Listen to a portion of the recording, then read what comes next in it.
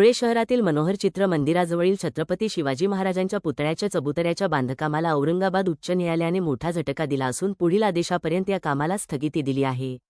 या संदर्भात माहिती देताना शिवसेना नेते माजी आमदार अनिल गोटे यांनी सांगितले की पुतळ्याच्या बांधकामासाठी आवश्यक असलेल्या शासकीय आणि महापालिकेच्या परवानग्या घेतल्या नसल्याचे प्राथमिकदृष्ट्या न्यायालयाच्या निदर्शनास आले आहे।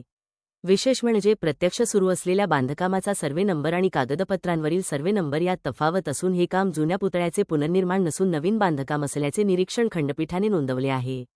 या संपूर्ण प्रकरणाची चौकशी करण्यासाठी सेवानिवृत्त जिल्हा न्यायाधीशांच्या अध्यक्षतेखाली कोर्ट कमिशनरची नियुक्ती करण्यात आली असून मे 2017चा शासन निर्णय, सर्वोच्च न्यायालयाचे आदेश आणि MRTP कायद्याचे उल्लंघन झाले आहे का याची तपासणी करून स्वतंत्र अहवाल सादर करण्याचे आदेश न्यायमूर्ती विभा कंकणवाडी व न्यायमूर्ती वेर्णेकर यांच्या खंडपीठाने दिले आहेत।